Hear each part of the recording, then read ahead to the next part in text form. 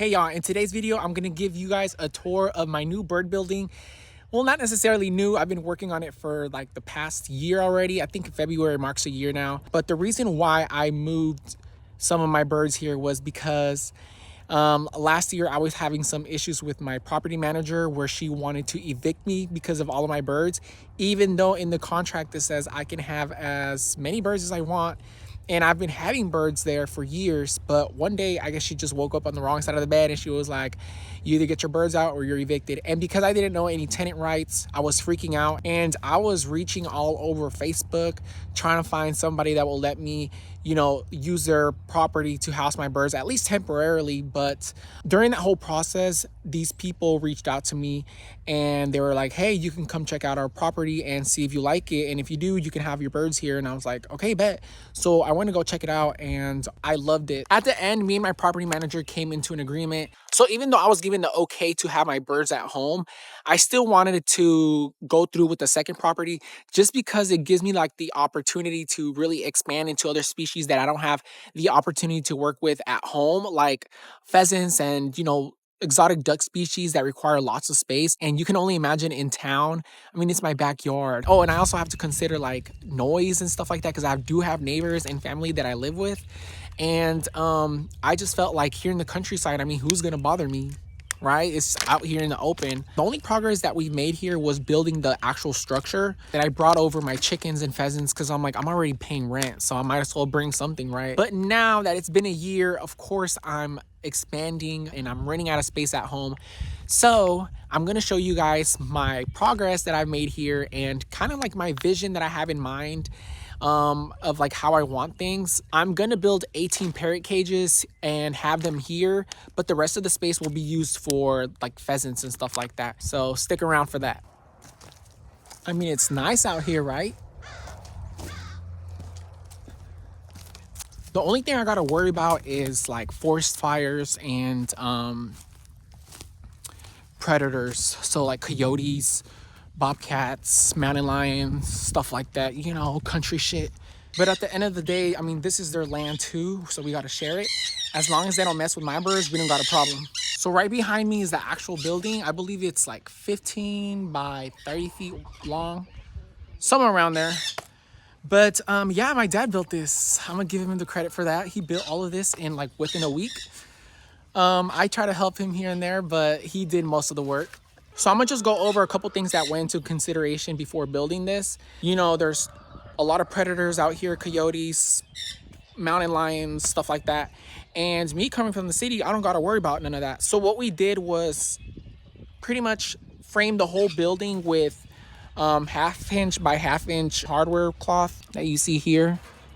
Now this will keep anything away, including mice. And we also made it to go a foot down just in case any animal wants to dig from the outside. You know, it'll make it a little difficult for them to actually get inside. And then I have this like self-closing door as security. So I did mention I want to build pheasant pens. The pens are going to be outside of the building itself. I'm still debating if to buy the half-inch hardware cloth or just use regular chicken wire. We got wilderness on both sides over there, and over there is pretty much open space. So, you know, the animals come and go, but they don't really come bother the birds here. So for that, I think I'm gonna do chicken wire. And then if anything were to happen in the future, then I will just put, what is that called? An electric fence and put that thing around. The people on the property also have chickens, and the chickens are always free roaming, and they're all here. So this is the front of the building. Let me back up a little bit so you can see. So that's the front. And then coming over here, on the side is the main entrance. I pretty much rent this whole spot here. All this space right here is open space for, all this space right here is for me to build whatever I want in the future. I got my hammock here that I'd be sleeping in. So wait, why are you backing up for? You better not headbutt me, little boy. Nah, he's pretty sweet. Come on. hell's all that noise? They're trying to eat the palm trees. Y'all, oh, I can't even flip the camera. And that's pretty much what I have planned out for the outside of the building. Now let me show you guys the inside.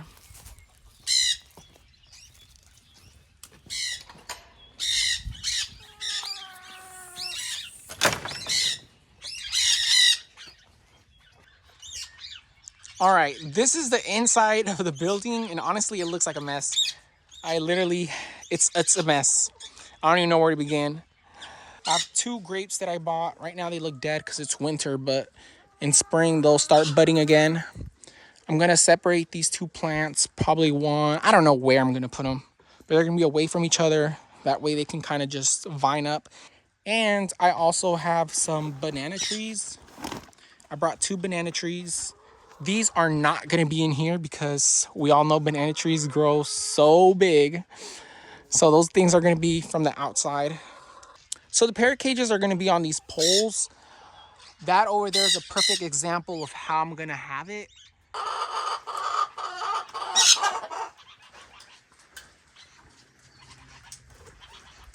And this chicken coop was just temporary, just to keep the chickens in place. But the chicken coop is gonna be moved to the outside. And all of this is gonna be free space. The chickens are honestly really destructive. They destroy all of my plants and they really mess up the soil by making these huge craters on the ground. I was working on demolishing it already. I took some of the wire off and I already took the door off as well. Some of the parrots are here already. I have them in temporary cages that honestly look like shit, but they will soon be in those larger cages. So these are like 2 by 2 by 3 feet long, and those things are like 2 feet wide, 3 feet tall, and 4 feet long. So those are much, much bigger. I have a couple budding quail right there. I don't know if you can see them. Let's see.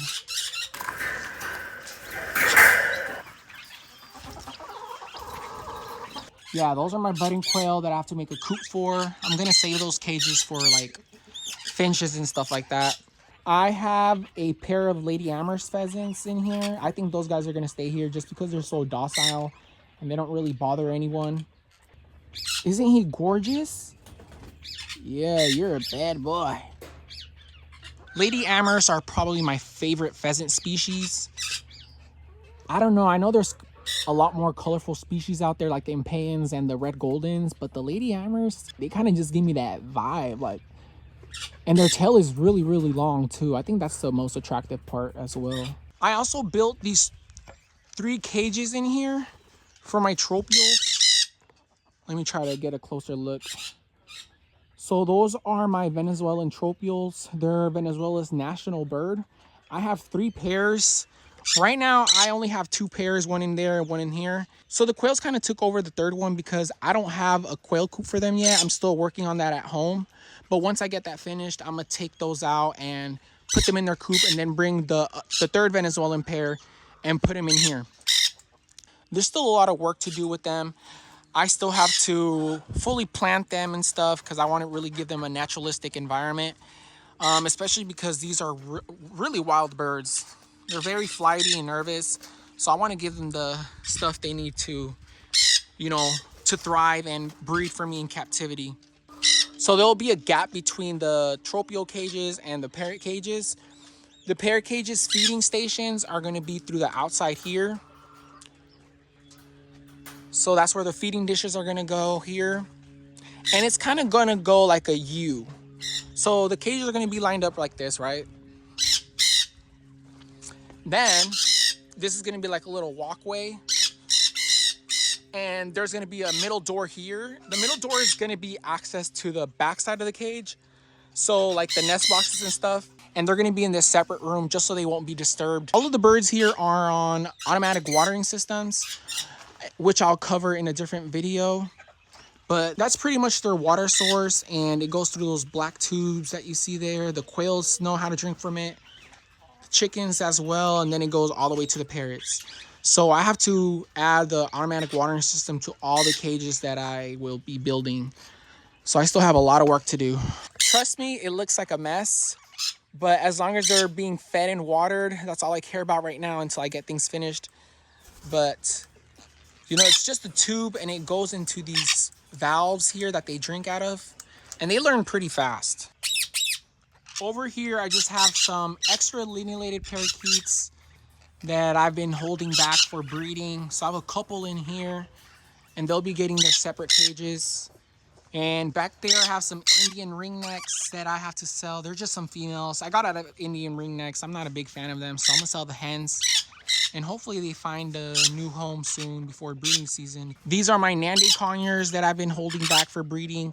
I have a proven pair back here. These guys have given me like 20 plus babies. Actually, 2 of these are theirs. And then I had to find 2 more to pair these guys with.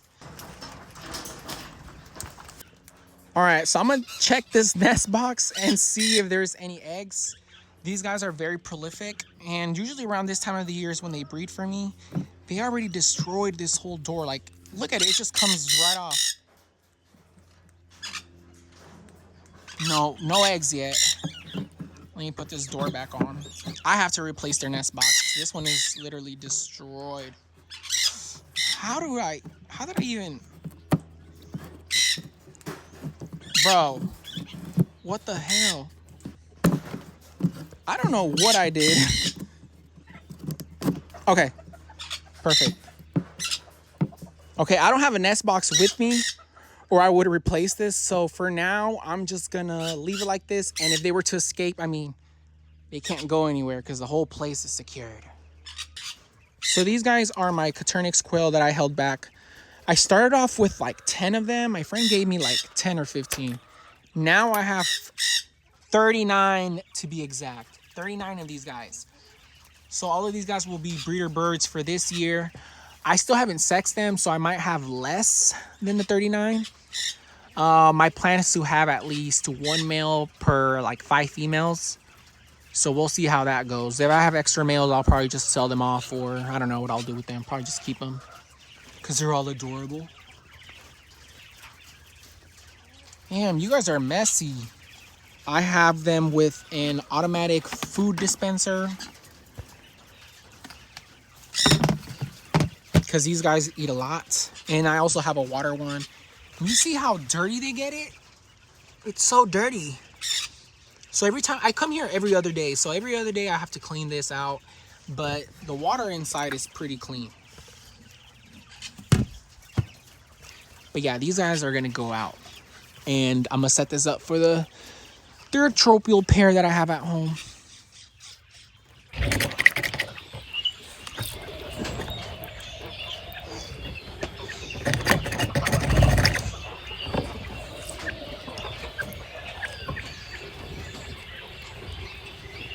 These are fake eggs. I bought these wooden eggs on Amazon because my parrots, not my parrots, my chickens have started to eat their own eggs. I think it was because of the roosters that figured that out. I can't afford to lose any more eggs. Depending where you're at, eggs are really expensive, especially because of the whole avian flu that's going on. And I bought some white ones because I have some white egg layers here. And I also have some brown ones, and honestly they look pretty damn real. This one here is fake.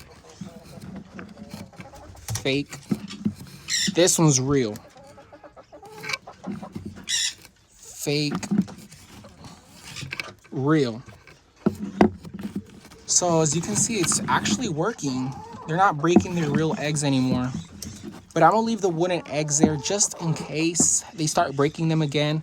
They'll try to break these wooden ones and realize that it's not going to work. And then the budding quail have been laying a lot of eggs. A lot of eggs. There's literally eggs everywhere. I'm soon gonna take these out, but I'm not gonna incubate them. Just because a lot of these are Goldens, and if you're familiar with budding quail breeds, if you breed 2 Goldens together, the hatch rate isn't that high. So for that reason, I am not going to incubate these eggs because I am gonna have a high mortality rate anyways. So I don't know what I'm gonna do with them. I'm probably just gonna hard boil them and feed them to the dogs or something.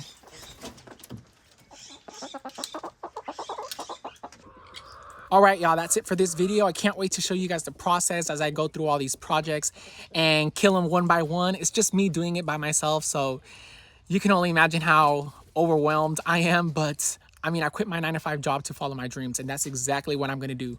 So stick around for all of that. Also, please like and subscribe and share my channel to, I don't know, your mom, dad, grandma. I don't care who it is, just share it. All right, y'all, that's it for today, and see you guys on the next one. Peace. Can I touch your beard? Sir, where are you going?